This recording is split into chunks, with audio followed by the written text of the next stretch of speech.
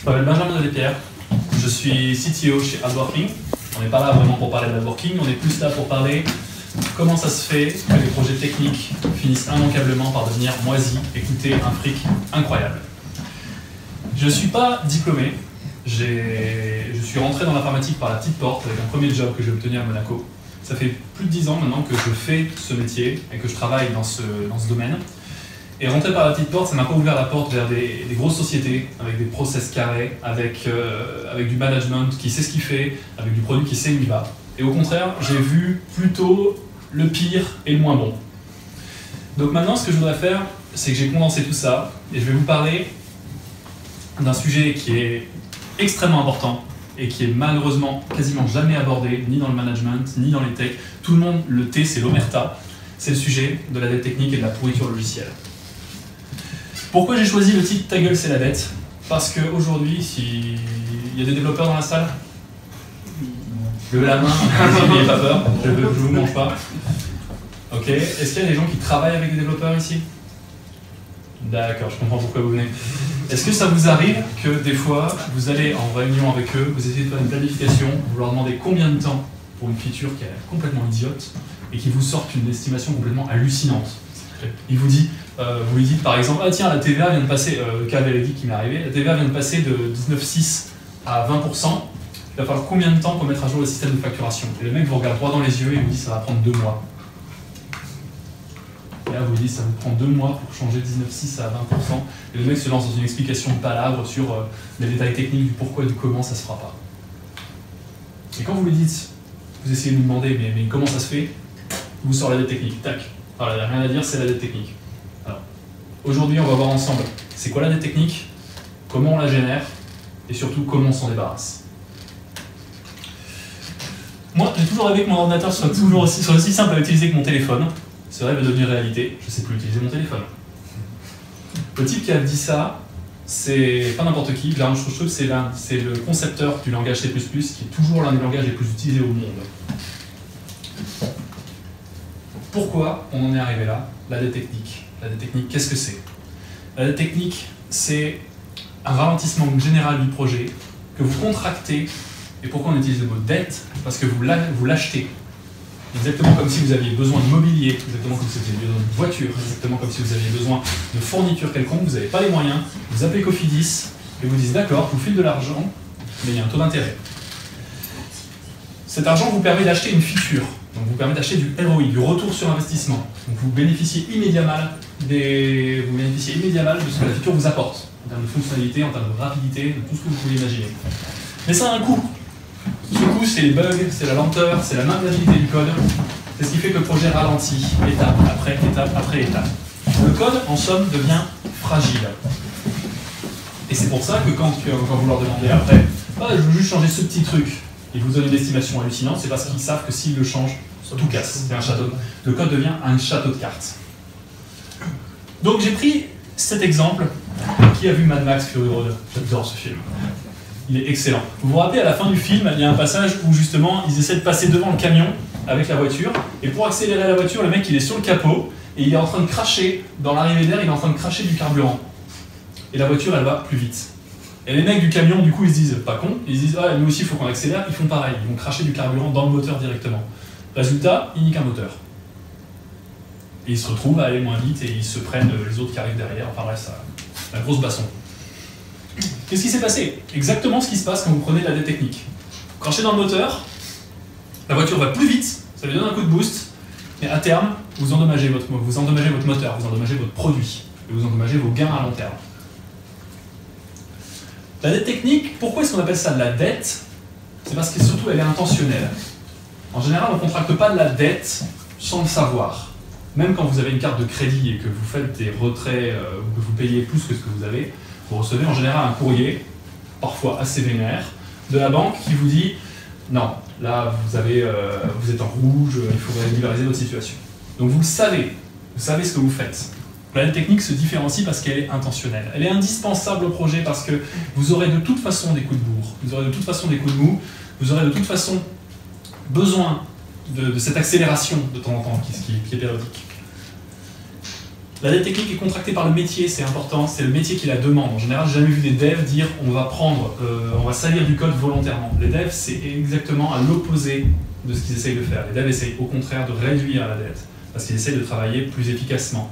Ils veulent que leur vie soit meilleure. La dette endommage le code et rend leur vie impossible. Est-ce que c'est vrai qu'on travaille avec...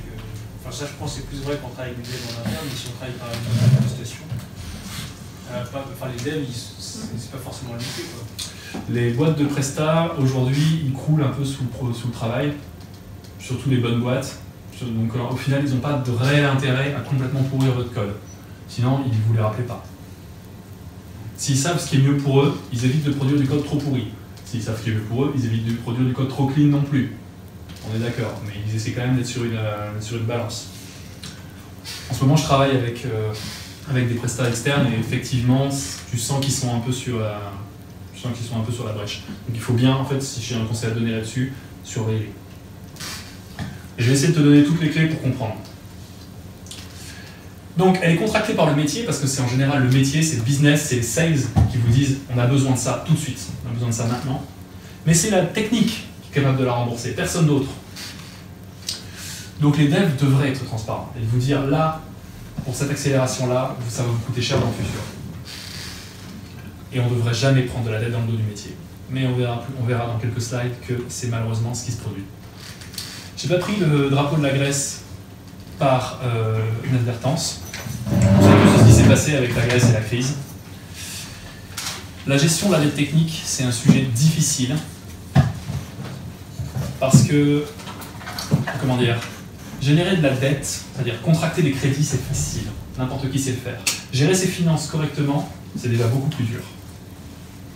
Et alors, avoir un taux d'intérêt faible, c'est compliqué. C'est-à-dire en fait des fonctionnalités qui vont pas être générer de la dette sans devoir trop endommager le projet, c'est compliqué. Mais en plus, une dette qu'on rembourserait facilement, c'est encore pire. Et prendre de la dette sur un système endetté, vous faites du crédit subprime ou du crédit revolving. C'est exactement le même principe. Vous êtes en train de payer des intérêts avec des intérêts. Et au final, à la fin, vous ne faites plus que payer la dette. C'est pas une blague, j'ai travaillé dans des structures où on passait 80% du temps sur de la dette technique et 20% du temps à faire du fonctionnel. Donc je vous laisse imaginer, et là on a eu un problème, d'aérophagie de l'équipe dev, c'est-à-dire qu'il fallait sans cesse ajouter des développeurs dans l'équipe pour être capable de rembourser de la dette technique. Mais plus de développeurs, ça crée énormément de problèmes, enfin, ça crée énormément de friction, de complexité. Complexité qui finit par se traduire par de la dette, qui fait qu'on a besoin de plus de développeurs et la machine est lancée. Et quand vous en êtes là, vous finissez par avoir une équipe de plus de 100 personnes pour un projet qui ne fait rien du tout, qui n'avance plus. Quoi qu'il en soit, les développeurs vont parfois utiliser la dette technique pour ce qu'on appelle la normalisation de la déviance. C'est le fait qu'il devient de plus en plus naturel d'écrire un code de mauvaise qualité. On accepte une petite perte, une petite dégradation du code, et du coup cette petite perte devient la norme. Et on va devoir accepter une autre petite perte plus tard, qui va dégrader le code, et cette dégradation va devenir à nouveau la norme, et ainsi de suite. Et la qualité du code, au bout d'un moment, on arrive à un stade où écrire n'importe quoi, écrire de la merde, les devs sont là en mode c'est pas grave, vas-y, on s'en fout. C'est pas un problème lié à la dette technique, c'est un problème lié à la paresse des développeurs, ça. Donc la dette technique n'est pas une excuse pour ça. Quand vous en êtes là, ce que vous avez en général, c'est pas de la dette. Quand la dette n'est pas intentionnelle, quand la dette est régulière et contractée par les développeurs et pas par le produit, en général, vous n'avez pas de la dette. Vous avez ce qu'on appelle de la pourriture logicielle, du software rot, une big ball of mud, du code smell. Il y a énormément d'articles, de sujets qui vont vous parler de ça. En gros, code pourri, du code qui devient legacy. Et quand on en est à parler de code legacy, là vous savez que vous avez un problème. Pourquoi le code devient legacy? Pourquoi est-ce que ça a l'air si simple de rajouter de la dette, de rajouter de la pourriture, de rajouter des problèmes et pas des solutions? Je ne sais plus qui avait dit ça, je crois que c'est Martin Fowler qui avait dit un truc, il avait dit si débugger c'est retirer les bugs du logiciel, alors programmer ça ne peut être que les ajouter.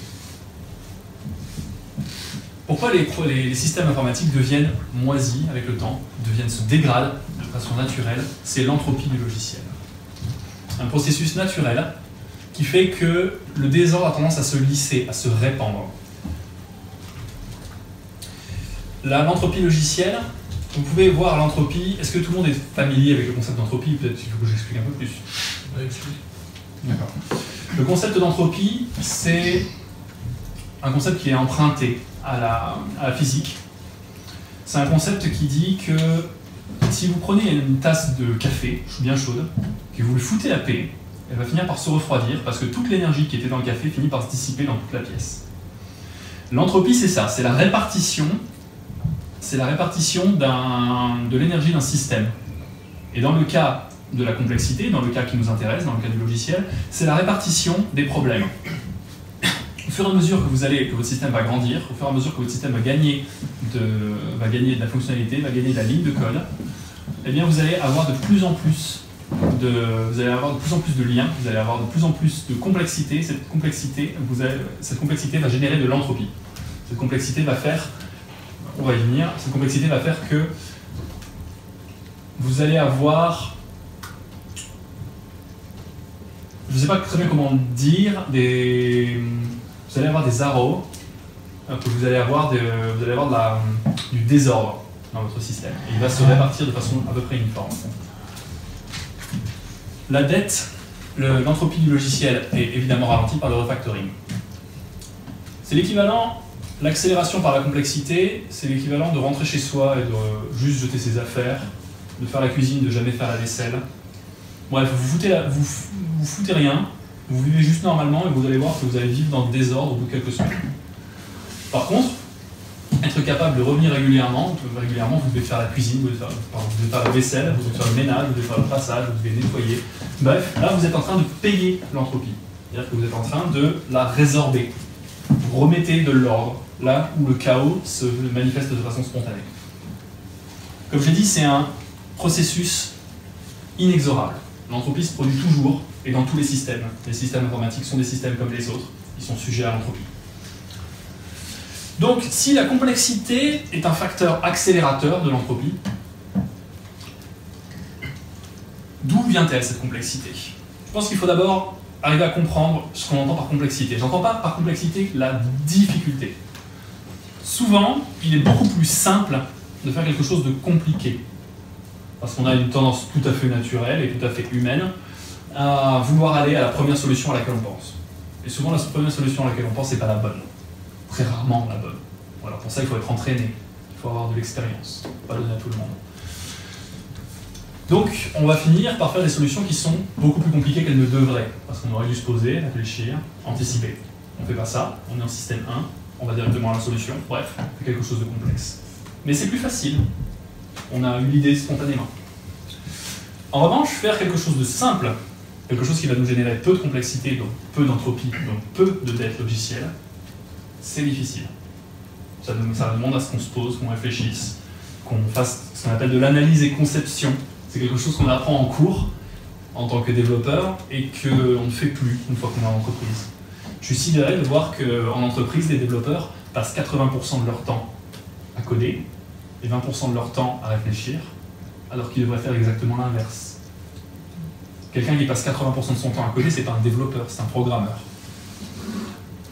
Parce que quand on a identifié le problème, quand on a posé toutes les questions du bail, on a bien réfléchi à ce qu'on était en train de faire, le code c'est naturel, ça s'écrit tout seul.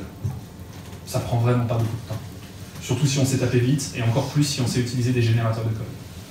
Et aujourd'hui, tous les grands outils, la plupart des plateformes ont des générateurs de code qui font le boulot à votre place. Donc la question c'est plus comment je génère du code, comment j'écris du code, comment je tape du code. La question c'est comment je résous mon problème. La complexité, c'est la relation d'ordre entre deux ensembles. Qu'est-ce que ça veut dire? On va y arriver. Ça veut dire que si vous avez plus vous avez d'ensemble, plus vous avez d'éléments dans un ensemble de données, ou dans un ensemble quelconque d'ailleurs, plus vous avez de complexité. Donc il faut essayer d'avoir le moins. Le but du jeu, c'est d'avoir le moins d'éléments possible dans votre système. On va voir comment ça se met en place. La première source de complexité, c'est la complexité essentielle. c'est la complexité du problème que vous essayez de résoudre. Par exemple, c'est assez intuitif qu'une multiplication est un petit peu plus compliquée comme opération qu'une addition, ou qu'une division est plus compliquée qu'une multiplication. Ça, c'est de la complexité essentielle. Vous ne pouvez pas y faire grand-chose. C'est votre algorithme, c'est comment vous répondez à votre problème. Par-dessus, vous êtes obligé d'avoir une complexité obligatoire. C'est ce que vous avez besoin pour rendre le service. Si par exemple, vous avez une société de transport, vous êtes obligé d'avoir des voitures, ou des véhicules pour le transport, des biens. Vous ne pouvez pas y couper. Du coup, vous êtes obligé de vous cogner la logistique du carburant, de la rotation des chauffeurs, des remorques, des permis, des cartes grises. Toute cette complexité, vous ne pouvez rien y faire. Elle est obligatoire. Pour reprendre l'exemple du transport, la complexité essentielle, ce serait votre trajet. Mettre en place votre trajet pour aller d'un point A à un point B, c'est la complexité essentielle du problème. Et par-dessus tout ça, vous avez la complexité accidentelle. C'est surtout celle-là qui va nous intéresser. La complexité accidentelle, c'est celle qui est générée par le manque d'expérience, le manque de connaissances, le manque de réflexion. Généralement les trois. Ça va bien ensemble. La conception d'un logiciel, ce que je disais tout à l'heure, que les développeurs font jamais, vise à réduire la complexité accidentelle. Le but du jeu, c'est qu'on ne peut rien faire pour ces deux-là, pratiquement rien. Rien pour l'essentiel, pratiquement rien pour l'obligatoire. La complexité accidentelle, elle est due à l'expérience. Mais la conception logicielle vous permet d'éviter d'en avoir trop. Vous pouvez, après, j'ai rajouté ça également, attention à ne pas courir à la complexité obligatoire. Il y a des systèmes qui vont vous causer une complexité obligatoire de dingue et que vous n'allez pas forcément voir venir. Là, je pense par exemple, tout à l'heure on en parlait avec Robin, je ne sais pas si vous êtes familier, qui ici est familier avec le concept de microservices en informatique? Qui a déjà au moins entendu parler de microservices? Les microservices, c'est typiquement l'architecture où vous achetez une complexité obligatoire démentielle. Parce que vous avez des problèmes d'orchestration, vous avez des problèmes de conteneurs, vous avez des problèmes de machines, vous avez des problèmes de boucles, vous avez des problèmes de monitoring que vous n'avez pas quand vous avez un monolithe, quand vous avez une application traditionnelle, entre guillemets. Et donc là, vous avez conservé vos complexités essentielles, ça vous y pouvez rien. La complexité accidentelle, supposons que vous en ayez très peu parce que vous avez des bons développeurs, mais vous êtes quand même connu une complexité obligatoire de dingue. Donc, faites attention à ça. Le meilleur système, encore une fois, c'est le système qui minimise la complexité accidentelle et la complexité obligatoire. On va voir comment, juste après. La complexité, les gens se font une image assez linéaire. Imaginez, c'était l'exemple qui avait été donné par Arnaud Lemaire dans sa conférence sur un sujet similaire. Il avait dit, imaginez que quelqu'un veuille construire une niche. On lui donne des planches, des clous, un marteau. Il arrivera à construire un abri pour éviter que son chat ou son chien ne soit mouillé. Vous lui demandez de construire un cabanon, et vous allez avoir déjà des gens qui vont aller chez Castorama l'acheter monté. Par contre, si ce que vous demandez de construire c'est un building, je vous déconseille très fortement de faire confiance au mec qui a construit la niche. Qu'est-ce que ça veut dire? Ça veut dire que plus la structure de ce que vous essayez de construire, plus la dimension est grande, plus la complexité augmente, mais elle augmente plus vite que la dimension de votre système. C'est très très important. La complexité est exponentielle. Donc là, ça c'est un petit diagramme que j'ai réussi à trouver sur un... Vous n'allez pas le croire, c'est sur le site du ministère des Finances australien, qui a fait un article justement sur les problématiques de ce que ça coûte de vérifier les taxes de chaque contribuable versus ce que ça rapporte en taxes. Ils sont intelligents les mecs, ils font des calculs comme ça, ils se disent ouais, faire ce genre de vérif, ça va nous coûter plus cher. Pourquoi? Parce que si on passe de 2 vérifs à 3 vérifs, vous voyez qu'on est passé de 1 interaction à 3 interactions. Et si on passe de 3 vérifs à 4 vérifs, on est passé de 3 interactions à 6 interactions. Imaginez qu'on en rajoute un 5e et ainsi de suite. Vous voyez la courbe. Au bout d'un moment, la complexité décroche complètement. Alors que la taille de votre système, elle est linéaire, elle augmente petit à petit. Et vous, quand vous êtes du métier, vous n'avez pas l'impression que le code il fait ça. Vous êtes en mode, j'ai demandé un petit truc, puis un autre petit truc, puis un petit... vous êtes en mode changement incrémentaux. Et vous vous rendez pas compte, mais en réalité, le produit, la technique, la code base, elle est en train de faire ça, en termes de complexité. Et vous, pour vous, ça paraît complètement délirant. Non, c'est pas... J'ai demandé que des petits changements. Comment un ensemble de petits changements peut produire une telle situation? Comme ça. De la complexité accidentelle, de la complexité obligatoire, et paf, ça fait des chocs à pic. Donc chaque ajout, à chaque fois que vous demandez un changement, aussi petit soit-il, que ce soit un ajout ou une suppression, vous augmentez la complexité du code, ce qui augmente l'entropie globale du système, ce qui déclenche la pourriture, et ce qui fait qu'on finit par arriver au fameux code legacy, celui que plus personne ne veut toucher, qui est la raison du mal-être des développeurs, qui est la raison parfois de clash entre le métier, le produit et les sales. Je l'ai vu, dans une société, c'est triste à voir des gens qui travaillent ensemble dans un projet commun d'entreprise et qui se détestent parce qu'au milieu, il y a un problème de code legacy. Les sales ont du mal à vendre parce que le produit ne tient pas ses promesses, ou se casse la gueule régulièrement. Du coup, personne ne veut acheter le produit, ou alors les gens se rendent compte très vite qu'ils se sont fait avoir. Le métier au marketing, c'est souvent les mêmes personnes d'ailleurs. Le métier au marketing, eux, qui du coup ne comprennent pas pourquoi est-ce qu'on leur balance des estimations de dingue, et les développeurs qui ont l'impression qu'on les maltraite à coups de feature. Et tout ce petit monde se tape sur la tête, tout le monde se tape sur oui, les features.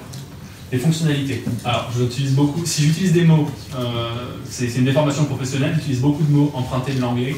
Donc s'il y a des mots que vous ne comprenez pas, surtout vous me le dites, je ferai mon possible pour vous les expliquer. Une feature, c'est une fonctionnalité. Par exemple, vouloir changer le taux de TVA dont j'ai parlé tout à l'heure, c'est une fonctionnalité. Rajouter un bouton qui fait que quand on clique dessus, on est friend avec quelqu'un d'autre dans le système, c'est une fonctionnalité. Ajouter une nouvelle landing page pour une campagne Facebook, c'est une fonctionnalité.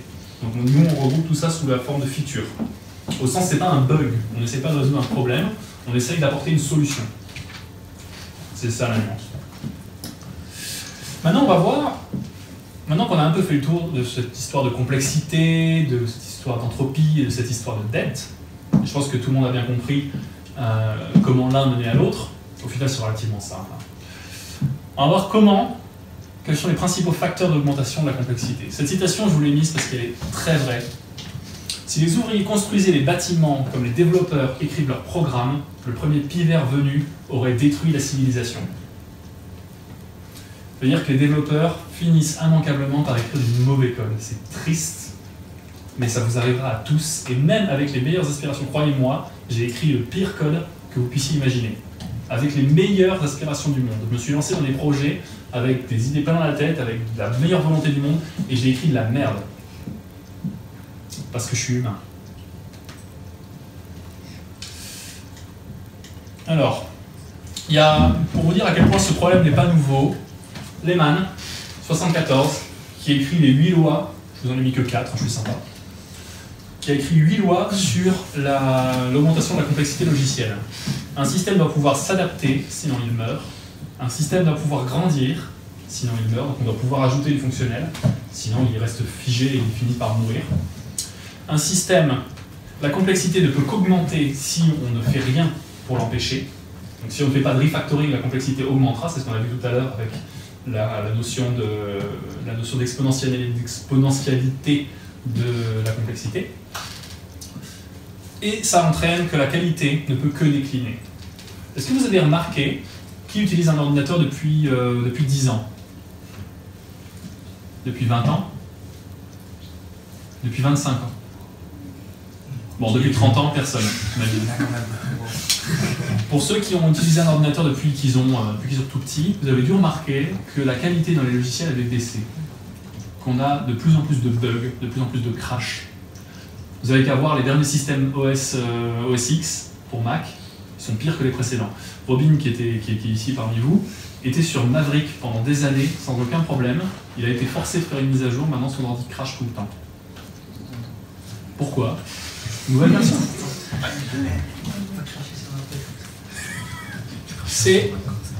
Vous pouvez, encore une fois, c'est un processus. Là on le voit au sens macro, parce que la qualité décroissante du logiciel, c'est quelque chose qui s'observe au niveau mondial. C'est pas juste votre logiciel dans votre entreprise, c'est toutes les entreprises, tous les logiciels du monde suivent cette pente. C'est plutôt une histoire de hardware, là, dans ce cas-là? C'est pas forcément... Oui, alors il y a une histoire, effectivement, que la facilité de le hardware est en train de devenir une convenience, notamment la mémoire et la puissance de calcul, qui font que les développeurs sont plus paresseux, mais ça n'a jamais vraiment été le nœud du problème, puisque les développeurs étaient déjà paresseux il y a 40 ans. Au final, c'est un problème humain. C'est juste que, au niveau global, ça a tendance à décliner quoi qu'il arrive, parce qu'au niveau global, le système, le métasystème, si tu veux, de l'état de l'art de l'informatique se comporte finalement comme l'ensemble de ses composantes. Enfin, moi, dans mes souvenirs, tu vois, par exemple, j'avais un iMac quand j'étais petit, tu vois. Ouais. Vraiment le truc, la télé, quoi. Et ça buguait tout le temps. Enfin, moi, je le redémarrais peut-être 3 fois par jour, tu vois. Je le redémarrais à l'arrache, tu vois. Normalement comme ça, tu vois. Ouais. Il y a peut-être une raison pour laquelle il faisait ça, c'est que tu le redémarrais peut-être à l'arrache, justement. Ouais, peut-être, ça c'est un autre sujet. Mais il y avait quand même beaucoup de logiciels qui quittaient tout seuls, qui buguaient, qui crashaient, qui se crashaient. Enfin, ça arrivait très régulièrement. Aujourd'hui, mon MacBook Pro, ça le fait plus, tu vois. Enfin, c'est pas le mien, celui-là. Ah bah du coup. Non, mais du coup, ce que je veux dire par là, c'est à la fois, comment dire, enfin, tu parlais du système d'exploitation, je trouve que justement le système d'exploitation, c'est un bon exemple pour dire que quand même les gros bugs vraiment hardos arrivent quand même moins souvent, tu vois. Oui, c'est un point de vue qu'on peut défendre, effectivement. Enfin, je sais pas, enfin, en tout cas, moi, c'est mon ressenti, tu vois, je suis pas dev, je te dis ça comme ça, tu vois, mais il n'y a pas un jeu sur l'obsolescence programmée, du coup.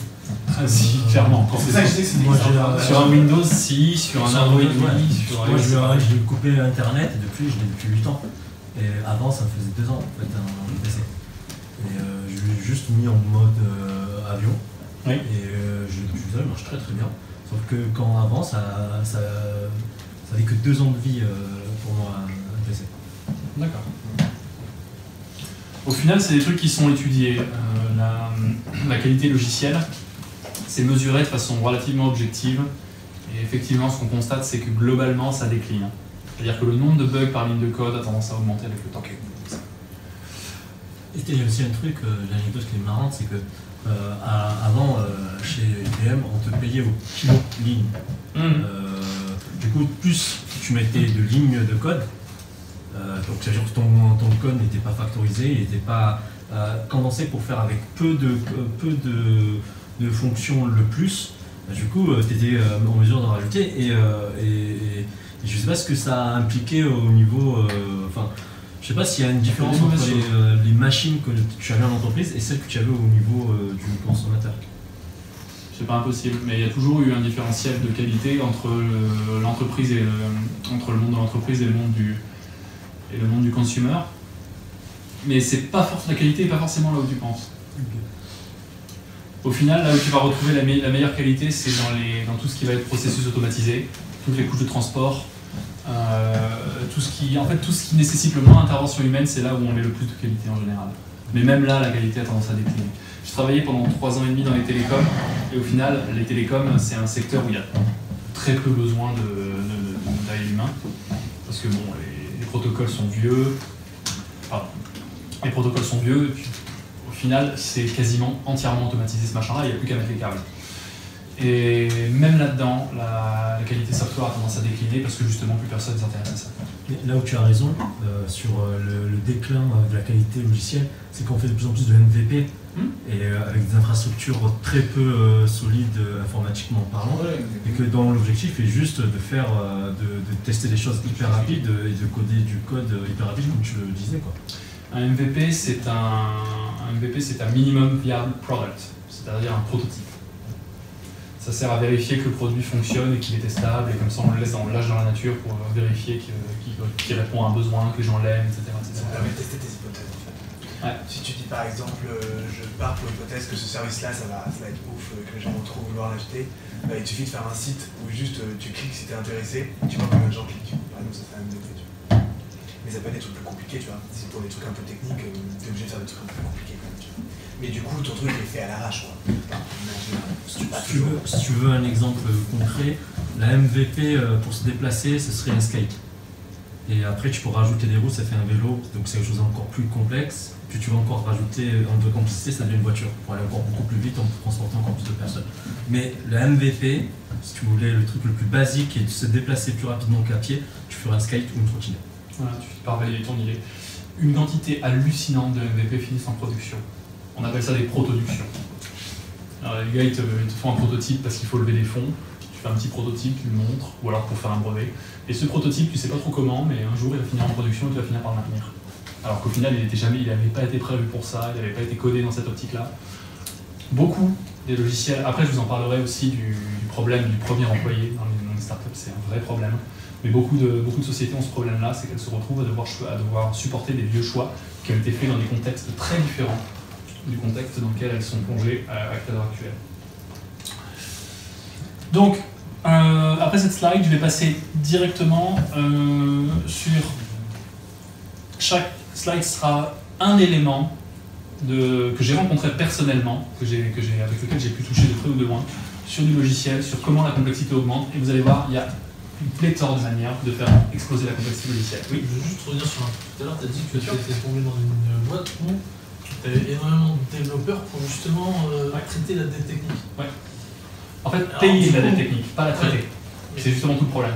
Ah ok. D'accord, c'est cette nuance-là peut-être que j'ai pas... C'est-à-dire qu'en fait... Parce que pour moi, prendre encore la dette technique, à la limite... Imagine que...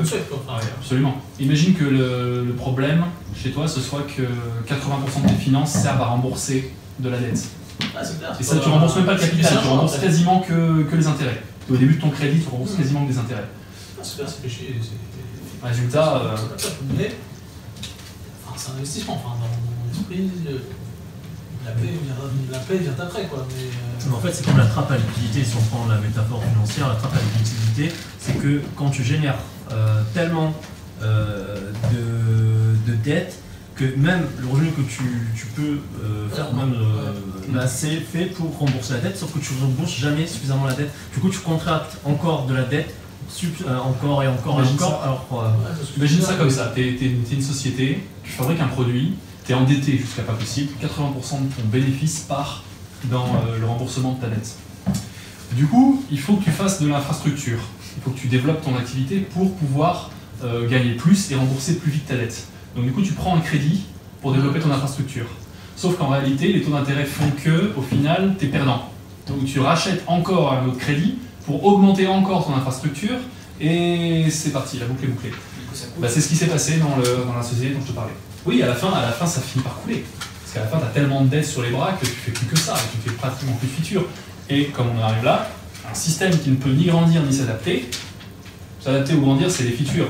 Si vous ne pouvez pas faire passer de features, votre système il est voué à mourir. On parlera de la TMA tout à l'heure. C'est-à-dire que tous les systèmes sont voués à mourir. Tous les systèmes veulent mourir.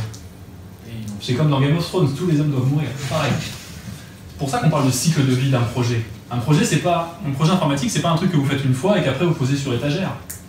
Non, ça n'existe plus ça. D'ailleurs, personne n'achète son software comme ça aujourd'hui. Aujourd'hui, un software, vous savez très bien que vous allez réaliser, surtout dans le jeu vidéo, tiens, vous savez très bien, le jeu Day One, il est truffé de bugs, et ils vont être résolus au fur et à mesure.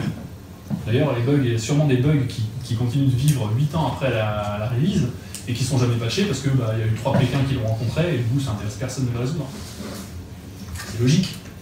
Il y a une notion rentabiliste derrière. Alors, l'un des problèmes qui conduit à la complexité, à la dette technique surtout, c'est l'avalanche driven development. C'est quand vous faites du Scrum et que vous avez dit à vos managers, on fait Scrum. Qui fait Scrum ici? Je pense. Okay. On vous dit, on fait du Scrum, les sprints c'est 2 semaines, vous pouvez changer d'avis toutes les 2 semaines. Sauf que vous avez une équipe technique qui ne sait pas gérer les changements toutes les 2 semaines. Résultat, vous vous retrouvez dans la situation suivante. Fin de sprint, la vélocité n'est pas bonne, vous n'avez pas pu finir toutes les stories. Du coup, vous avez pris de la dette, ou les développeurs ont pris de la dette sans le dire, c'est surtout ce qui arrive. Vous avez pris de la dette pour finir plus vite. Et résultat, au sprint suivant, vous êtes obligé de la rembourser. Du coup, vous commencez votre sprint en retard. Résultat, à la fin du sprint, qu'est-ce qui va se passer? Il faut racheter de la dette supplémentaire. Et du coup, vous êtes encore en retard, et ainsi de suite. Et à la fin, j'ai vu des sprints entiers où on avait un système où on faisait sprint, sprint, sprint, sprint de remboursement. Sprint, sprint, sprint, sprint, sprint de remboursement. Et ce n'est pas du remboursement sur la dette contractée avant, c'était du remboursement sur la dette qu'on venait de faire. Donc, je vous laisse imaginer le problème. Comment ça se produit? Je pense que quand je vous en parle comme ça, vous avez l'air de dire ouais, mais en fait, comment ça se fait que ça ne se voit pas? Il y a un problème de visibilité. L'érosion logicielle, c'est-à-dire le fait que le logiciel devienne pourri, naze, endetté, si vous préférez, c'est quelque chose que vous ne voyez pas en tant que manager parce que vos développeurs le cachent. Vos développeurs ne sont pas explicites sur le moment où ils prennent de la dette. Parfois, ils ne s'en rendent même pas compte eux-mêmes. Ils font souvent aussi un problème que je rencontre très souvent, les développeurs qui veulent bien faire, qui plein de bonne volonté, vous donnent des estimations largement optimistes. Je vais vous donner un autre exemple, c'est un développeur, vous allez le voir, vous lui dites combien de temps pour faire ça, il vous dit 2 jours. En général, quand il vous dit 2 jours, vous n'allez pas, au bout de 48 heures pile, débarquer sur son bureau et lui dire « c'est prêt ?» Non, vous savez très bien qu'il va mettre pratiquement une semaine. Donc au bout d'une semaine, vous allez le voir, et vous lui dites « alors, c'est prêt ?» Et le développeur vous dit « dans un jour ou 2 ?» Parce qu'il savait très bien, il vient à peine de trouver où c'était. Donc les 2 jours qu'il faut pour faire le changement, c'est maintenant. Alors que s'il avait été explicite dès le départ, qu'il vous avait dit, écoute, là, le changement que tu me demandes, il est dans une partie du projet qu'on ne maîtrise pas très bien, qui est pas mal pourri, et si j'ai de la chance, ça prendra 2 jours. Mais la réalité, c'est que j'en sais rien. La plupart du temps, et ça c'est un vrai problème en informatique, et celui qui trouvera la solution à ce problème, je vous le dis, ce mec-là, il tuera le métier. Il tuera le métier de développeur. Le vrai problème en informatique, c'est que personne ne sait mettre une date en face d'une feature, d'une demande de changement. C'est quelque chose qu'on fait très bien en début de projet quand le projet est tout neuf. Quelque chose qu'on fait très bien une fois que, quand on a une architecture qui est stable et fiable, mais ça n'arrive jamais. Et le résultat, c'est que vos estimations sont rarement dans les clous. Est-ce que je me trompe ou est-ce que vous avez les mêmes problèmes? La raison, c'est que les développeurs n'en savent rien. Vous leur demandez de se prononcer sur quelque chose dont ils n'ont pas la moindre idée, parce qu'en fait, ils sont plongés dans un système complexe, un système qu'ils ne maîtrisent pas entièrement. Vous les voyez presque... Pensez que le développeur connaît toute l'application et est capable de tête de vous dire ce qu'il faut changer, c'est les prendre pour des surhommes. Un développeur qui est capable de prendre une application d'une taille moyenne d'1 million de lignes de code et de vous dire qu'il la connaît par cœur, c'est un mec... On est en train de parler d'un mec qui pourrait vous réciter Harry Potter de tête. Alors, ces développeurs-là existent. Ils existent, vous en avez peut-être déjà vu. On parlera du syndrome du génie tout à l'heure. Là, on ne parle pas des génies, on parle des tronches qui sont capables de retenir une code base entière, grosse comme une encyclopédie. Mais ces mecs-là, ils bossent pas chez vous. Ces mecs-là, ils bossent à la NASA. Ou alors ils bossent dans un labo de chez IBM ou de chez Microsoft. Ils coûtent 10 fois le prix d'un de vos développeurs. Vos développeurs, c'est des gens comme moi, c'est des gens comme eux, c'est des humains. Et ils font plein d'erreurs et ils connaissent pas. Imaginez que vous allez voir un fan de Harry Potter, vous lui dites, même un fan, hein, un mec fan hardcore, le gars il fait du cosplay, il a toutes les baguettes, il va à toutes les conventions, bref, il adore ça, et vous lui dites, au fait, c'est à quelle page que Ron il embrasse machin pour la première fois? Le mec il est obligé de sortir un bouquin et d'aller page par page jusqu'à ce qu'il trouve. Je vois pas un mec, à 2-3 exceptions près, la plupart des mecs vont pas trouver, ils vont obligé de regarder. Si vous les connaissez, Donc imaginez maintenant un développeur, quand vous allez le voir et que vous lui dites je veux telle feature, il faut déjà qu'il sache où changer, quoi changer, comment le changer. Il faudrait déjà qu'il réfléchisse, ne serait-ce que pour vous donner une estimation. Parce qu'après, il peut tomber sur un os et ne pas réussir à faire le changement. Ça encore quand la documentation est bien faite.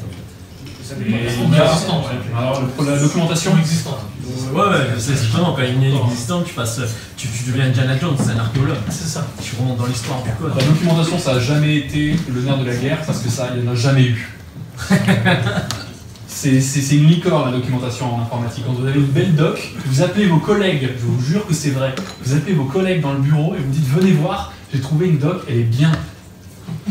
Parce que c'est rare. Parce que les 3/4 du temps, quand vous avez une doc sous la main, bah au final, soit elle est fausse, soit elle est incomplète, soit il n'y en a carrément pas. Pourquoi est-ce que les docs sont pourris? Bah, il y a une raison très simple, ça rapporte quoi de faire une doc? Qui a déjà payé pour accéder à une documentation? Moi j'en ai déjà vendu. Au global, c'est pas ça la valeur ajoutée de votre projet, c'est jamais la doc. Donc résultat, il faut jamais s'étonner que les décideurs mettent les efforts ailleurs que sur la valeur ajoutée. C'est une règle. Non mais c'est pour revenir, oui bien sûr, tu as des clients qui, parce que leurs devs le font pas, du coup ils vont mandater des gens pour le faire. Ouais, ça coûte du fric. Ça fait comme goûter. Hein. Non, pas forcément. En vrai, il faut voir aussi la chose, c'est peut-être que tu préfères mettre la valeur de tes devs sur développer des choses et tu te dis, tu préfères mettre quelqu'un d'autre sur la doc en externe pour le faire de manière temporaire. En disant, je mets quelqu'un à fond sur ça, qu'elle fasse que ça. Oui, mais qu'est-ce que ça rapporte? De quoi créer de la doc, qu'est-ce que ça rapporte? Et maintenir de la doc, parce que la créer, c'est pas le tout, mais au fur et à mesure que le projet va évoluer, voilà. Pour moi, le turnover des développeurs dans la société, enfin, si t'as pas de traces, c'est le chaos pour le mec qui arrive. C'est pareil, il est jamais. C'est ce dont on est en train de parler, du chaos. Et oui, effectivement, mais en réalité, les développeurs sont rarement payés pour écrire de la doc. Déjà qu'ils ne le sont pas pour faire de l'analyse et conception, je vous laisse imaginer le problème. Mais s'il n'y a pas de chaos, il n'y a rien à faire non plus. C'est parce qu'il y a du chaos qu'on a du boulot. Sinon, on va en parler, mais tout à l'heure, je vous ai dit que la dette technique, c'était un processus qui était certes inexorable, mais aussi indispensable au projet. Un peu de chaos, c'est nécessaire. Un peu, c'est ce que je veux dire. J'ai un ami technicien, j'espère qu'il m'a expliqué ça. Qui vous a expliqué? Il m'a dit qu'en fait, c'est les gens qui faisaient les installations avant lui faisaient bien son métier, il leur pas de métier. Ouais. Parce que quand il va chez des gens, il passe 2 heures à trouver où est le problème, et il passe 3 minutes à le régler. Mais là, c'est pareil, c'est même le genre d'histoire. Tous les métiers passent plus de temps à chercher le problème qu'à le résoudre. Tu prends un mécanicien, c'est pareil. La plupart des métiers, tu prends un recruteur, on passe plus de temps à chercher qu'à recruter. Donc vous avez un problème parce que les développeurs vous masquent votre dette technique, ils vous masquent les problèmes, ils vous masquent votre legacy, ils vous masquent la complexité, et ils vous font croire que c'est facile. Parce que souvent ils essaient de bien faire, parce que parfois ils essaient de masquer leurs propres compétences, ou souvent parce qu'ils ont le l'ego et qu'ils ne veulent pas admettre qu'il y a des parties entières, des pans entiers du projet qui leur échappent complètement. En même temps, s'il dit ça, il suffirait. Merci. Au final, j'ai jamais vu un seul de ma carrière, j'ai jamais vu un seul dev qui disait la vérité et qui a été viré pour ça. Quand tu dis la vérité, quand tu dis ce qui est, les gens ils font la gueule au départ et ils finissent par te remercier. Mais ça fait peur, parce que tu as toujours l'impression, parce que tu as acquis des comportements qui viennent de l'école, et à l'école, quand tu t'es trompé, on te punit. On te punit avec une mauvaise note, on te punit en t'humiliant. Alors que dans l'entreprise, dire je me suis trompé, ou dire je sais pas, ça devrait être au contraire quelque chose de valorisé. Moi, c'est quelque chose que j'attends de mon équipe. Je leur demande, dites-moi que vous ne connaissez pas, dites-moi ce que vous n'avez pas, dites-moi que vous vous trompez. Plantez-vous, mais plantez-vous vite, plantez-vous souvent, apprenez, c'est comme ça qu'on apprend. Et les développeurs, ils essaient de passer pour des surhommes, ils essaient de passer pour ce qu'ils ne sont pas. Et une bonne partie du problème, c'est ça, c'est la visibilité de l'érosion. C'est la raison pour laquelle vous avez l'impression qu'il n'y a pas de problème, jusqu'à ce que les problèmes soient tellement gros que vous ne pouvez déjà plus rien y faire. C'est comme une maladie, si vous préférez. Comme un cancer, où en fait, quand vous avez les symptômes, pour un cancer, c'est déjà trop tard. On a un autre problème qui vient lui aussi des développeurs et de leur comportement très humain finalement, la glorification de la complexité. On adore les trucs compliqués. On adore se la péter en disant j'ai fait un truc, ça résout tous les problèmes du monde, même ceux qu'on n'a pas encore eu. On a le problème avec le génie. C'est des mecs qu'on vous présente comme étant un mec génial, il a conçu tel pan du logiciel et il est le seul à savoir comment ça marche. Quand vous avez ça dans votre projet, ça sent mauvais. S'il y a personne, si dans votre boîte vous avez un gars qui est responsable d'une partie du logiciel et qu'il est le seul à pouvoir opérer dedans, et que quand il n'est pas là, plus personne n'est capable de le faire marcher, vous avez un énorme problème. De la documentation. Oui. La documentation, on peut écrire une documentation parfaitement opaque. Hein. Une bonne documentation. Voilà, une bonne documentation, c'est déjà mieux. Mais en réalité, ce qu'il faut, c'est répartir la connaissance de votre business, ou mieux avoir une application suffisamment simple pour que les gens comprennent ce qu'elle fait intuitivement. Et ça, c'est très difficile, c'est ce qu'on disait tout à l'heure. Avoir de la dette technique facile à rembourser, c'est très difficile.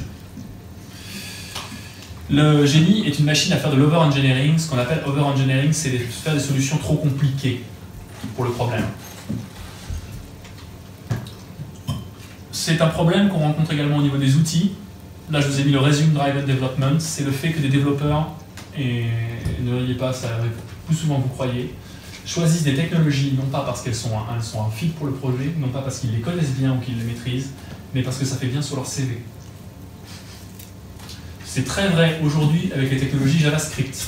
Donc si les mecs viennent vous voir et vous disent on va mettre du Kafka, on va mettre du JavaScript, on va mettre de l'Angular, on va mettre de l'Ember.js, on va mettre une base de données NoSQL, on va faire du Node, on va faire de l'Event Driven, des trucs comme ça, et que vous lui dites, mais tu connais, tu as expérimenté, et qu'il vous dit non, on va essayer, parce que c'est ce qu'il faut pour le projet, méfiez-vous, il est peut-être en train d'essayer de gonfler son CV. Ouais, en vrai, ça quand même, en vrai, t'exagères un peu là quand même. Enfin, en vrai, dans tous les mois où je suis allé, il y avait ça. Non, mais je veux dire, en vrai, les gars, on va pas rester, on va acheter du HTTP, Bref, on va pas rester dans les langages de base sous prétexte que c'est la pourquoi mode, etc. Tu vois. Mais il y a aussi l'usage, la communauté dans le langage, enfin tu vois, il y a tous ces trucs-là, tu vois. Si t'as par exemple ton langage, tes trucs JavaScript, Vue.js, etc., ce truc-là, en fait t'as une énorme communauté de gens qui sont capables aussi de t'aider à résoudre les problèmes, etc. Et en fait si demain, genre, tout le monde utilise ces technologies-là et que personne n'utilise les anciennes technologies, si toi t'es le seul vendu à être sur ton C++, ça va se passer grand-chose, non? Tu sais, la communauté C++, ça restera toujours la plus grande. Non mais je suis d'accord, C++ c'est pas un bon exemple, tu vois. Mais pareil pour Java, pareil pour toutes les technologies chiantes entre guillemets. Mais là, pas chiant, non, mais là, ce que je dis d'un Java, j'ai juste beaucoup moins utilisé, tu vois. c'est le gars, il maîtrise même pas le code. Il le maîtrise même pas, il dit ouais, on va essayer. Après, tu sais, t'as quand même. Tu vois, il facile de transiter d'un code à l'autre, tu vois. Ouais, mais en fait, en vrai, autant quand on te demande, c'est l'efficacité, on te demande pas de tester. Du coup, quand tu codes, autant coder sur les choses que tu maîtrises. Quand tu vas faire des projets, des side projects en code pour tester de nouvelles technos. Ça dépend ce que t'as vu Tu vois, ouais, Aujourd'hui, sur les technologies, je vais être très clair, mais aujourd'hui sur les technologies JS, on n'a aucun recul. Ouais. Personne ne sait si ça existera toujours dans 5 ans. Tu vas pas Ça, probablement probablement ça se sera stabilisé, mais c'est pas stable aujourd'hui. Aujourd'hui, c'est pas enterprise grade. Ouais, mais sur ta meuf aussi. La question c'est sur quoi? Sur ta copine aussi, t'as aucun recul, pourtant tu te lances. C'est émotionnel. Là, on n'est pas en train de parler de quelque chose d'émotionnel. Même s'il y a beaucoup d'émotions dedans, je te l'accorde. Quand je te dis enterprise grade, c'est demande-toi si Dassault ferait le nouveau firmware de ses avions avec JS. Je sais pas. Pardon? Drupal. Oui, je pense pas qu'il l'utilise pour piloter un avion. Ah ouais, non. Voilà.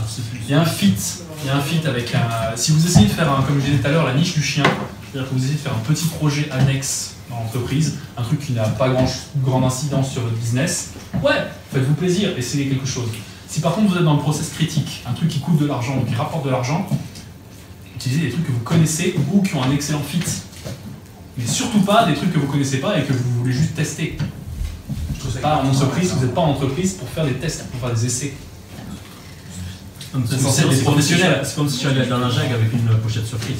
T'imagines tu vas. Conservateur, ça veut dire que t'as Non, c'est pas ça. C'est pas. En fait, tu dis. Non, c'est pas une T'imagines tu vas à l'hôpital et ton médecin il te dit j'ai envie d'essayer un truc. Mais dis pas, il faut pas. Ils le font, bien sûr qu'ils le font. S'ils le faisaient pas, on n'avancerait pas, tu vois. Mais ils le font sur les maladies bénignes. Imagine t'as un cancer, imagine t'as une maladie grave, il y a une maladie grave, il y a un médicament connu qui marche dans 99% des cas. Et ton médecin te dit allez, soyons fous, je vais tenter une bricole. C'est pas aussi simple que ça.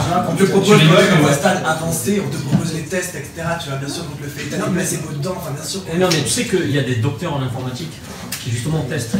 Tu vois, c'est le métier de faire de la recherche et de développement sur pas mal de langages. Donc oui, effectivement, est-ce que ça veut dire que c'est pas du conservatisme de se dire,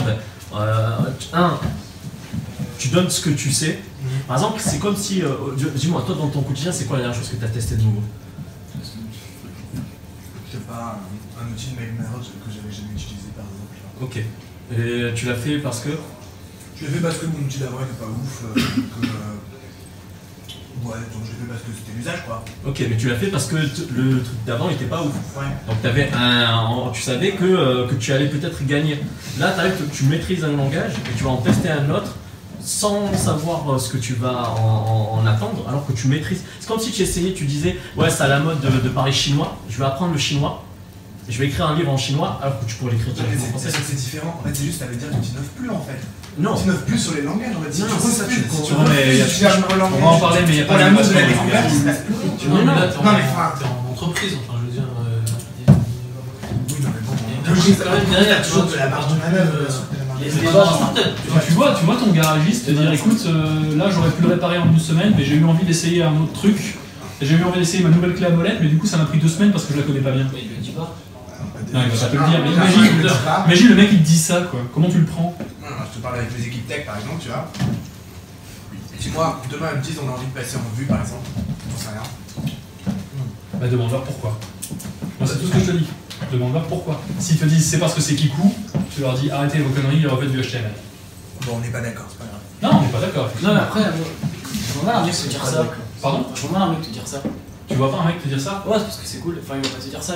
Tu rigoles, mais moi j'en ai vu régulièrement des développeurs qui disent mot pour mot. Oui, parce qu'entre développeurs, on se le dit ça, mais jamais à ton management, tu vas aller voir à ton management et tu vas dire allez, j'ai envie de tester un truc cool. Non, je vais jamais faire ça.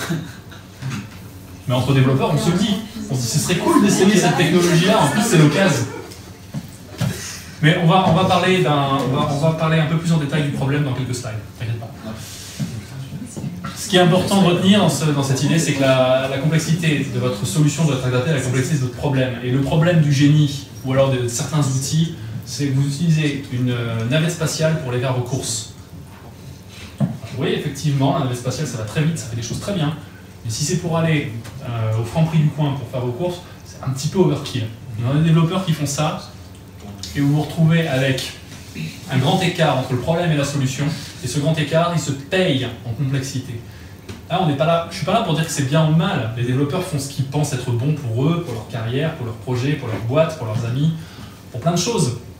Mais vous desservez le projet quand vous ajoutez de la complexité inutile. Rappelez-vous ce que je vous ai dit sur la complexité essentielle, obligatoire et accidentelle. Quand vous connaissez mal un produit, vous créez une complexité accidentelle, vous créez quasiment sûrement de la complexité accidentelle. Et vous ne voyez pas la complexité obligatoire qui va vous causer, ou vous la voyez plus tard, voire trop tard. Et là, vous avez un problème. Donc le fit entre votre solution et votre problème, c'est vraiment la chose à laquelle vous devez penser. Si vous voulez un projet sur le long terme, après si vous avez rien à taper. Un autre problème qu'on a, l'aliénation technique, ça rentre un peu dans le cadre de ce que je disais précédemment. Est-ce que vous avez déjà entendu parler de ça? Quand on a un marteau, quand tout ce qu'on a c'est un marteau, tout finit par ressembler à un clou. Vous avez des développeurs qui sont capables, avant même que vous leur ayez parlé du projet sur lequel vous allez les mettre, ils savent déjà sur quel stack technique, avec quelle base de données ils vont travailler. Ils disent ouais, on va faire du Node avec du MongoDB derrière. Mais je t'ai pas encore parlé de ce qu'on allait faire. Mec, tu lui as pas dit quel véhicule ou quelle maison tu étais en train de construire, quel type de bâtiment tu étais en train de construire, le mec il sait déjà qu'il va faire venir la bétonnière. Pourquoi? Parce que des fois ils savent pas. Normalement, dans un monde parfait, on choisit ses outils en fonction du métier. Après, je suis d'accord qu'il faut aussi être un peu rationnel et que quand on connaît bien certains outils, quand on a bien minoré dans certains domaines, arriver à en sortir, c'est pas forcément facile et c'est pas forcément toujours souhaitable. Et on finit du coup par se retrouver à travailler tout le temps sur les mêmes problématiques. J'en sais quelque chose, ça fait 10 ans que je vous ai dit, ça fait 10 ans que je faisais du développement, ça fait 10 ans que je fais du PHP. Plusieurs fois dans ma carrière, j'ai eu Jean les sirènes qui m'a dit va vers JavaScript, ça a l'air cool, ils font des trucs bien. Mais au final, à chaque fois, j'ai jamais eu un projet que j'aurais pas pu faire correctement en PHP. Du coup, j'ai toujours tout fait en PHP. Je vais faire un petit peu de JS, mais c'est pas mon truc. Tu as compris que moi et les technologies qui couchent JS, on n'est pas forcément très très bon terme. Je suis pas dev. C'est mon opinion sur 20. Le système doit pouvoir accompagner le métier, c'est le plus important. Votre expert métier doit pouvoir comprendre ce que vous faites, il doit pouvoir comprendre le code source. S'il ne le comprend pas, je ne dis pas qu'il doit être capable de le produire, mais il doit être capable au moins de comprendre dans les grandes lignes. Que quand vous lui présentiez le projet, il ne soit pas complètement perdu en mode je ne sais pas ce que c'est. Si vous en êtes là, si vous n'êtes pas capable d'accompagner le métier, à ce moment-là, ça veut dire que vous allez avoir un delta entre votre code base et votre métier qui ne pourra que grandir. Et au bout d'un moment, vous ferez le grand écart et vous vous taperez dessus. Sans déconner, j'ai déjà vu des développeurs et des métiers se taper dessus, littéralement. S'engueuler en réunion, faire voler les chaises, à partir, en mode je démissionne, tout ça. Cette boîte, c'est où? Je ne donnerai pas le nom. Votre métier, ça c'est un point important, votre métier est déjà une structure en lui-même. Il a déjà une structure de communication, une structure de coût, une structure d'interaction. Il a déjà des données, il a déjà tout ce qu'il faut. Au final, vous êtes presque capable de faire votre algorithme sur le papier et de le traiter avec du papier. Votre système informatique, c'est là pour vous faciliter la vie, pas pour vous la rendre compliquée. Donc n'oubliez pas, votre métier est déjà en soi un cadre. Quand j'utilise le mot framework, je l'utilise au sens cadre. Donc travaillez à faire en sorte que votre produit soit le reflet de votre métier et pas l'inverse. J'ai vu trop de fois des métiers qui étaient impactés par le produit parce que le produit t'interdit de faire certaines choses et du coup ça devient une common practice dans le métier parce que le produit n'est pas adapté. C'est l'inverse qui doit se produire. Rappelez-vous, ma prof de maths était doctorante en mathématiques, elle était très brillante, elle était douée. Et elle m'avait dit un truc, elle m'avait dit le mathématicien c'est le larbin du chimiste et du physicien. C'est difficile à admettre quand on est développeur, mais le développeur c'est le larbin du métier.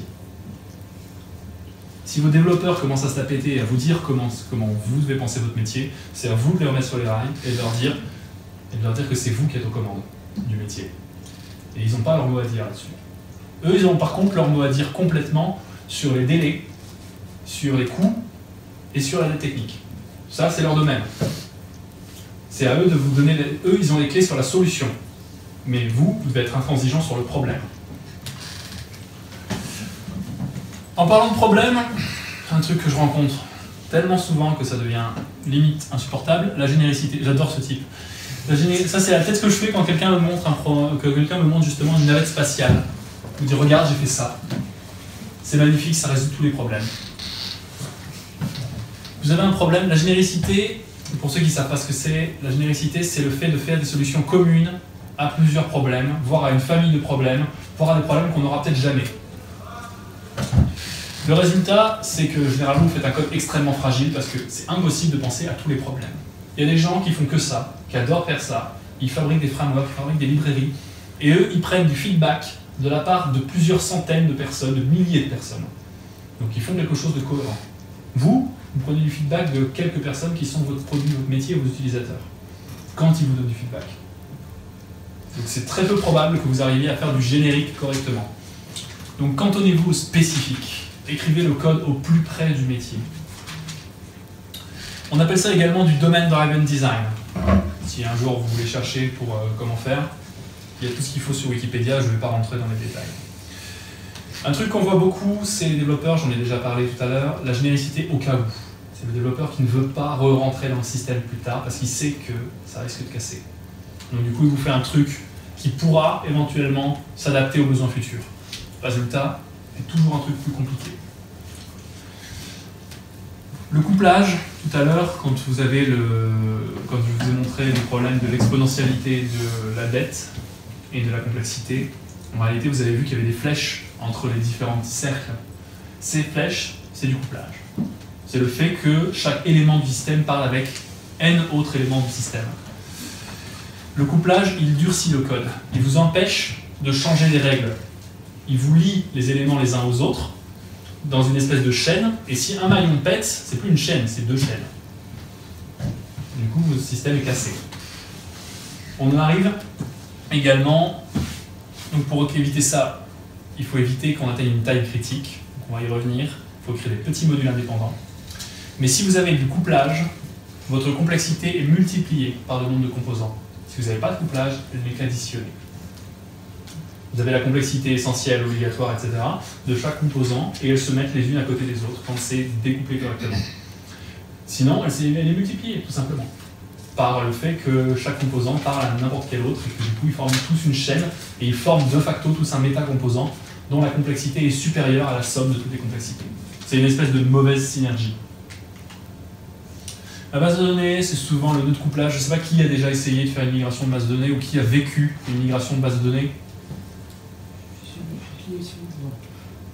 Si un jour ça vous arrive, je vous souhaite bien du plaisir. C'est vraiment très très très difficile, surtout quand la base de données a été mal conçue dès le départ. Parce que c'est souvent là qu'on va avoir tout le couplage de l'application. Les bases de données sont en général relationnelles, donc elles vont forcément coupler. Quand elles ne sont pas relationnelles, c'est un autre délire, mais on va pas en parler. La migration propre d'une base de données, j'ai jamais vu. Il y a toujours des cas de figure qui pètent, il y a toujours des reliquats, des relations qui disparaissent, des factures qui disparaissent, des utilisateurs qui disparaissent du système. Migrer proprement, je vois jamais ça. Un bon moyen d'éviter les problèmes, c'est d'utiliser des formes normales autant que possible. Ça a été théorisé, encore une fois, ce truc-là, à 50 ans. Ça fait 50 ans qu'on fait des bases de données relationnelles, on commence à connaître à peu près comment faire proprement. Donc, lisez, utilisez les formes normales. Si vous avez des bases de données qui finissent en BCNF, vous êtes sûr que vous n'aurez jamais de problème. Du moins, pas avec votre structure de données. Le NoSQL, c'est pas forcément pour tout le monde. J'ai vu le cas, en fait, beaucoup de développeurs sont arrivés à migrer vers des bases de données dites traditionnelles, relationnelles, vers du NoSQL, où en fait on avait des bases de données plutôt sans vrai... comment dire ? Elles n'ont pas de structure. L'énorme problème, c'est qu'on ne peut pas faire de jointure. L'autre énorme problème, c'est qu'une donnée qui a été produite il y a longtemps dans le système n'est plus à jour avec une donnée qui a été produite récemment. Et donc du coup, il faut mettre à jour plein d'index. Bref, c'est difficile. Le NoSQL, ça répond à une problématique qui est qu'on a besoin d'un throughput élevé C'est-à-dire qu'on a besoin de beaucoup d'échanges d'informations entre la base de données et le système d'information. Et chaque événement, chaque entité, chaque document est en lui-même entier. C'est un événement. Nous, on l'utilisait par exemple quand je bossais dans la pub. Un événement, c'est par exemple un clic. Et dans un clic, on va enregistrer la position du curseur, on va enregistrer le navigateur, on va enregistrer la taille de la fenêtre, on va enregistrer l'URL sur laquelle on se trouvait, la bannière qui a été affichée et 2-3 autres informations contextuelles. Mais l'événement en lui-même est cohérent. Alors que dans un système d'information, la plupart du temps, un morceau d'information n'est jamais cohérent en lui-même. Si vous avez une adresse nue, voilà, le 12 boulevard Jourdan. Si vous n'avez pas de relation qui va avec, pour vous dire que ça c'est chez votre ami Jean-Pierre, ça vaut rien. Donc c'est pour ça que la base est relationnelle. Mais imaginez maintenant que vous ayez une base de données où vous gérez YouTube, vous avez des vidéos, vous avez des utilisateurs et des messages et des commentaires. Imaginez que vous deviez gérer toutes les vidéos, que chaque vidéo doit avoir tous ses utilisateurs, tous ses commentaires et toutes les vidéos associées dans chaque vidéo. Vous imaginez vos documents, comment ils grossissent? Et comment est-ce que vous faites pour trouver la vidéo qui a été envoyée par tel utilisateur et commentée par tel autre? Vous pouvez plus. Tout simplement plus. Ou alors il faut faire des pieds et des mains pour faire cracher cette donnée-là au système. Ça s'apprend, ça se fait, mais c'est vraiment pas pour tout le monde. La plupart du temps, vous avez besoin d'une base de données relationnelle. Les formes normales, donc je vous ai mis une petite illustration. Ça, c'est l'illustration de la 1NF, la première forme normale, la plus évidente. Évitez d'avoir des données non atomiques. C'est-à-dire que là, si par exemple vous cherchez le pavillon dont l'un des occupants est machin truc, c'est beaucoup plus compliqué que si vous avez la table personne et la table pavillon et que vous cherchez à partir de la personne les pavillons. Ça se fait très bien avec de l'algèbre relationnelle. Ça, non, très difficile. Ou alors il faut quelque chose de custom et donc complexe. La déduplication, on n'y pense pas. Moi-même, j'y pensais pas plus que ça avant de préparer ce talk. Au final, on se rend compte on pense que la déduplication, c'est-à-dire le fait de regrouper les fonctionnalités en blocs, c'est une bonne chose. Ça n'est pas toujours. On veut faire du dry, du don't repeat yourself, on veut éviter de se répéter, mais le problème c'est qu'on ne fait pas attention au contexte. Si je vous parle d'une femme qui se déshabille, classe. Si je vous parle d'une femme qui se déshabille, ça ne veut pas dire la même chose si elle se déshabille chez son médecin, si elle se déshabille dans une cabine d'essayage, ou si elle se déshabille dans la chambre de son amant. Le contexte donne du sens à l'information. Si vous faites fi du contexte quand vous essayez de regrouper des fonctionnalités, par exemple, vous avez des factures entrantes dans un système, des factures sortantes dans un système, et vous vous dites « ouais, c'est à peu près pareil, en fait, les factures sortantes, c'est juste les factures qu'on émet, les factures entrantes, mais c'est le même principe, il y a toujours un émetteur, un récepteur, des lignes et un total. » Et vous dites « allez, on fusionne. » Résultat, le jour où on vient vous voir et on vous dit « alors, pour les factures entrantes, quand elles viennent de telle source, il faudrait que tu me les mettes sur tel compte. » Ah. Du coup, vous êtes obligé de mettre un « if ». Puis après, il vous dit, ouais, alors les factures sortantes, alors pour ce fournisseur-là, il faut que tu me la fasses, pour ces factures-là, il faut que tu me rajoutes telle ligne, parce qu'on a négocié ça avec lui, on a fait une ristourne. Ah, il faut rajouter un if, il faut rajouter des cas spécifiques. Et au fur et à mesure, vous allez augmenter comme ça. Si vous avez gardé les options ouvertes que vous aviez séparées, à ce moment-là, chaque type de facture peut évoluer indépendamment, voire être sous-typé, c'est-à-dire être spécialisé. Et une fois que vous avez fait votre facture, votre énorme grosse facture, et qu'elle a rassemblé toute la logique des factures entrantes et des factures sortantes, ben à chaque fois qu'il va falloir modifier quelque chose des factures entrantes, vous allez prendre le risque de casser les factures sortantes et vice-versa. Donc, et là, pourquoi vous n'avez pas fait attention au contexte? De la même façon, vous allez vous bouffer des God Objects, et le God Object, c'est justement ça, c'est un objet qui encapsule énormément de contexte d'information à un seul endroit. Et résultat, il centralise les composants de l'application, comme dans une toile d'araignée, il en est au centre, et quand vous le touchez, celui-là, vous prenez le risque de casser tout le reste. Donc ça, c'est à éviter. Donc la déduplication, c'est un processus qui est à faire, mais raisonnablement. Pensez au contexte. L'optimisation prématurée, c'est quelque chose que je vois régulièrement. L'optimisation prématurée, c'est le fait de vouloir se montrer plus intelligent et de dire je vais essayer de gagner du temps en faisant quelque chose qui est plus rapide. La plupart du temps, vous n'en avez pas besoin de la vélocité, vous n'avez pas besoin de la rapidité. Les 3/4 du temps, c'est des IO disques ou des IO ou des queries. Et passer du temps à optimiser les queries, on optimise très rarement là où sont les vrais blocages. Donc, de toute façon, l'optimisation, c'est un processus, comme je l'ai marqué, qui est difficile, qui ajoute une complexité délirante, qui fait durcir le code, parce qu'une fois qu'il est optimisé, en général, il est beaucoup plus difficile à changer. Et on optimise quasiment jamais là où il faut, parce qu'au moment où on optimise, c'est jamais parce qu'on a eu un problème, mais seulement parce qu'on a pensé que c'était bien de le faire. C'est ça l'optimisation prématurée. Ça, c'est un vrai problème qui dans certaines applis. J'ai été un énorme producteur d'optimisation prématurée dans mes premières années. Et j'ai produit des codes que même moi je savais plus relire 3 semaines après. Parce que j'écrivais un algorithme et je disais ouais, j'ai une idée, je vais le faire comme ça. Je réduisais le nombre de lignes. Et de 50 lignes, je suis passé à 25 lignes. Puis après, je me suis dit, ouais, mais du coup, si je fais comme ça, et comme ça, et comme ça, ouais, je peux réduire encore. Allez, je passe à 15 lignes. Et ouais, tiens, je vais avoir une autre idée. Je vais utiliser là cette fonctionnalité complètement ésotérique du langage que personne comprend, mais que je viens de lire dans un article sur Wikipédia. Et je vais la mettre en place. Et du coup, je peux passer à 5 lignes. Et mon code, ça devient du code golf.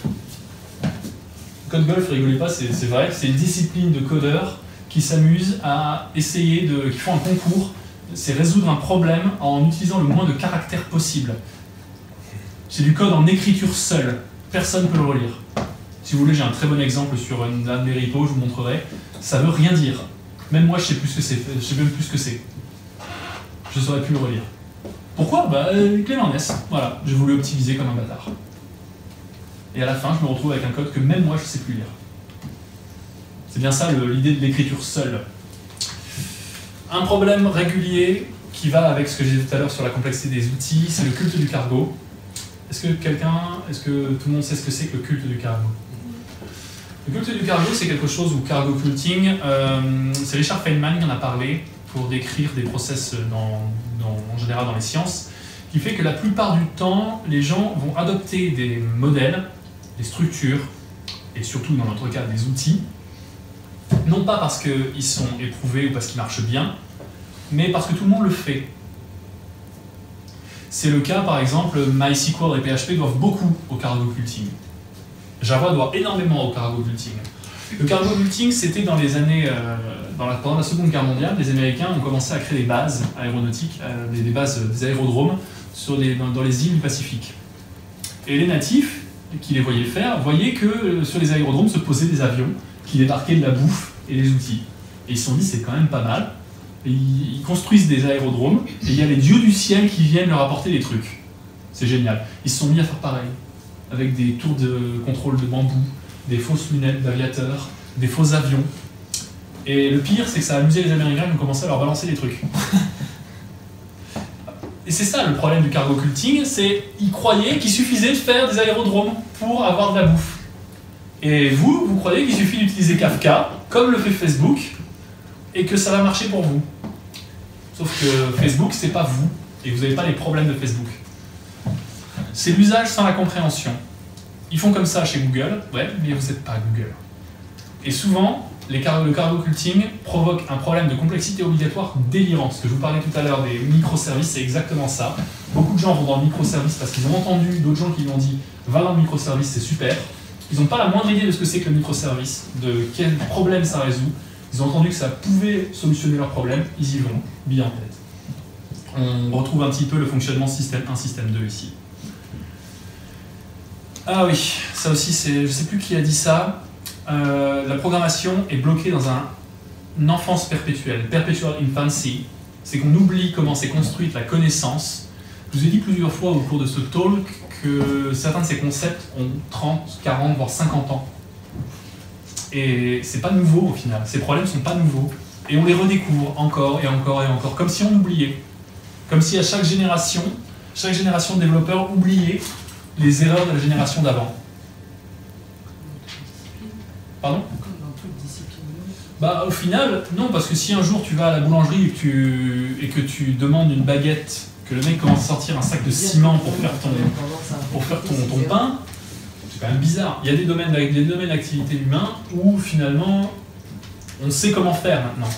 Dans l'informatique, pour une raison qui m'échappe un petit peu, je l'avoue, on ne sait toujours pas comment faire. Et résultat, on réinvente tout le temps. Oui, tu disais, pardon? Le résultat de ça, c'est qu'on oublie comment s'est construit la connaissance, on oublie ce qu'il faut faire et ne pas faire, donc on utilise sans comprendre. Oui? Peut-être que c'est trop un truc d'initié. Non, je pense pas. Je pense que c'est tout simplement trop jeune. Je pense que c'est vraiment trop jeune. Je pense que toutes les... Tu sais, aux États-Unis, à ton avis, combien il y avait... Aujourd'hui, il y a combien de constructeurs de voitures aux États-Unis? Il y en a 4. Combien il y en avait dans les années... combien il y en avait au 19e siècle? Des dizaines de milliers. Parce que tout le monde avait sa construction de voiture dans son garage. Qu'est-ce qui s'est passé entre-temps? C'est que ça s'est siloté. Parce que les sociétés ont trouvé des solutions qui marchent. Donc en fait, tout le monde a essayé plein de solutions. Les solutions qui marchent ont fini par gagner et être adoptées par tout le monde. Tout le monde comprend aujourd'hui vaguement comment on construit une bagnole ou comment fonctionne une bagnole. Tant qu'il comprend comment fonctionne le code informatique de sa start-up. Parce que personne. Mais un jour, tout le monde comprendra globalement comment s'écrit du code. Ce sera naturel. Ce jour-là, on aura peut-être moins besoin de développeurs aussi. Et les développeurs pourront sûrement pas vous pipoter avec la technique, ça c'est clair. Mais pour le moment, c'est pas encore le cas. L'informatique n'est pas encore rentrée dans les mœurs suffisamment, je pense. Elle est rentrée dans les foyers il y a moins de 20 ans, c'est même pas une génération. Donc je pense qu'il y a encore besoin de temps pour ça, tout simplement. La programmation est une course entre le développeur qui s'efforce de produire de meilleures applications à l'épreuve des imbéciles et l'univers qui s'efforce de produire de meilleurs imbéciles. Et pour l'instant, l'univers a une longueur d'avance. Pardon. Toujours bien. C'est très vrai. Et au final, souvent, les imbéciles, c'est les propres développeurs qui ne se rendent pas forcément compte de ce qu'ils font. C'est pour ça que je vous l'ai mis là. Quelle solution est-ce qu'on a à notre disposition pour contrecarrer ces problèmes? Comme je vous l'ai dit tout à l'heure, pour résorber la complexité d'un système, il faut résorber son entropie à travers la refonte ou le refactoring. La refonte, qui a déjà vécu une refonte dans sa carrière? D'accord. Et le refactoring, donc la refonte, c'est le fait de démolir complètement l'ancien système. On sort le bulldozer, on démolit tout et on reconstruit un système. Le refactoring, c'est on va mettre plein d'ouvriers. Vous avez déjà vu cette émission américaine où ils vont dans les baraques des gens avec des masses, ils pètent tous les murs et ils reconstruisent tout. Ils gardent la structure de la maison, mais tout ce qui n'est pas indispensable, ils le pètent, ils reconstruisent, ils redécorent et ils font un truc en mode avant-après. Ou alors chez Déco, ils ont des ersatz, des glaces. Pardon? Valérie Damido. Voilà. Le refactoring, c'est ça. On garde ce qui existe, mais on va essayer de faire mieux. Donc le refactoring, c'est un changement de la forme. La refonte, ça consiste à changer complètement le système. Mais peu de gens pensent à un truc important, c'est que les problèmes qu'on a soulevés avec la complexité, avec tout ce dont on a parlé, c'est les symptômes au final. Le problème, il réside dans l'équipe, il réside dans les gens, il réside dans la culture de l'entreprise. Parce que, voilà, donc si vous vous concentrez que sur le code, ça ne peut pas marcher. Comme penser qu'il suffit d'acheter un nouvel entrepôt pour votre business et que ça va résoudre vos problèmes de logistique. Ça en résoudra peut-être une partie, mais si votre problème, c'est le fait que Natacha qui gère les commandes n'est pas foutu de se servir d'Excel, vous n'allez pas résorber grand-chose. Je prends un exemple complètement au pif, je ne connais pas de Natacha qui travaille au service. Pourquoi? Parce que les mêmes personnes, plongées dans les mêmes contraintes, avec les mêmes objectifs, finissent inévitablement par produire les mêmes solutions. J'ai vécu ça dans une entreprise où, en l'espace de 2 ans, j'ai vécu 2 refontes. J'ai vécu ça dans mon premier travail, où j'ai refondu moi-même mon propre système 1 an après l'avoir mis en production. La société dont je vous parle, qui m'a fait conduire à cette phrase, en est aujourd'hui à sa 7e refonte, sur 8 ans d'existence. Les mecs, c'est un sport, ils font que ça. Le problème, c'est le syndrome du second système. La refonte, c'est un projet qui est souvent abandonné avant même d'avoir atteint la prod. C'est terrible, j'ai vu ça plusieurs fois.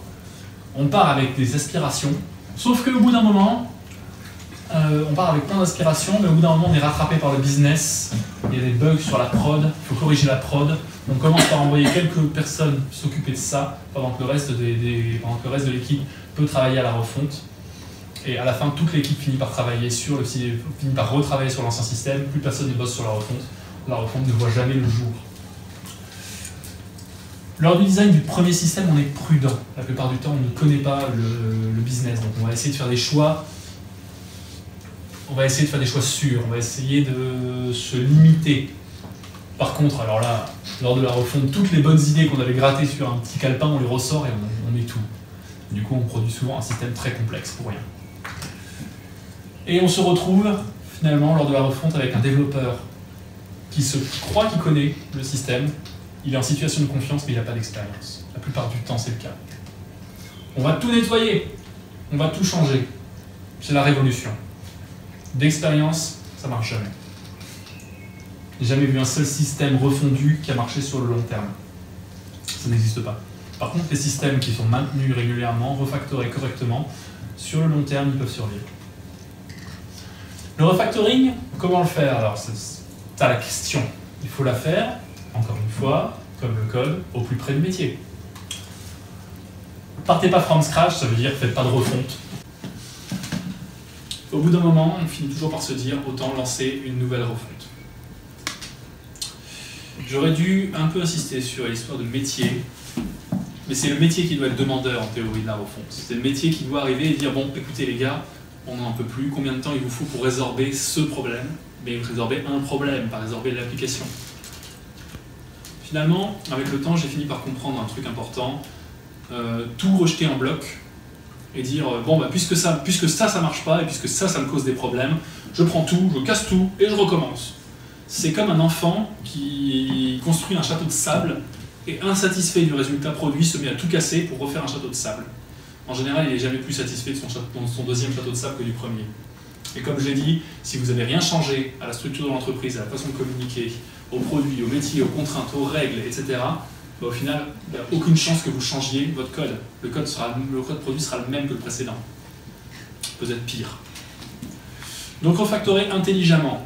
Quand vous avez trop de dettes techniques, un dette qui s'accumule, c'est à vos développeurs, et vous devez les rendre responsables de ça, c'est à vos développeurs de vous dire là, stop, je fais du remboursement de la dette technique. Ne laissez pas la corruption se répandre. Ça veut dire que si vous avez des pans du système qui sont pourris, qui sont objectivement moisis, il faut les isoler. Il y a différentes méthodes, et différentes techniques.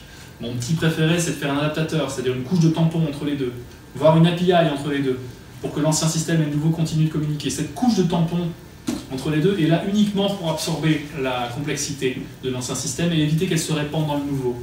Coder l'ancien système par-dessus le nouveau ou dans le nouveau, c'est vouer à l'échec.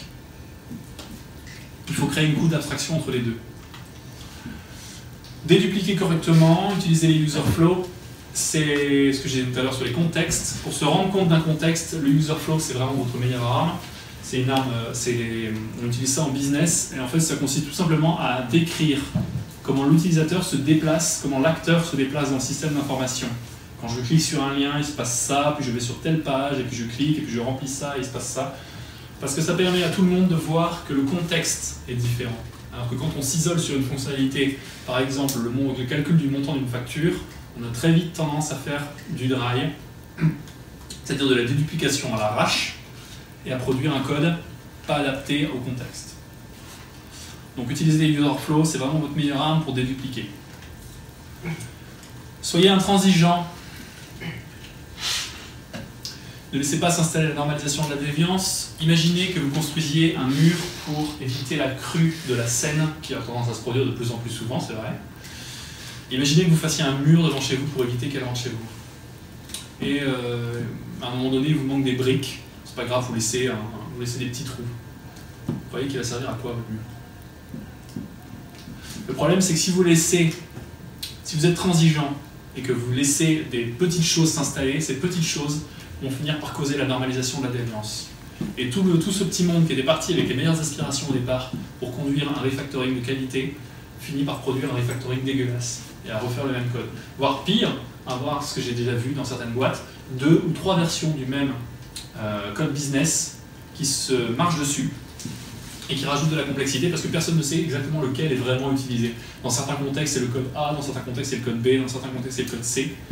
Et tout ça parce que, au final, on a tous été plus ou moins d'accord pour dire bon, c'est pas grave, laisse-le là dans ce cas-là, on verra plus tard. Enfin, plus tard qui arrive jamais. Faites-vous aider. Il y a des sociétés dont c'est le métier, il y a des experts dont c'est le métier qui ne font que ça, qui écrivent même des bouquins sur le sujet. Un problème qu'on voit très régulièrement, enfin que personnellement auquel je suis très attaché, c'est, comme je vous l'ai dit, je travaille dans le PHP. PHP, c'est un langage qui a une courbe d'apprentissage très très basse, donc très facile.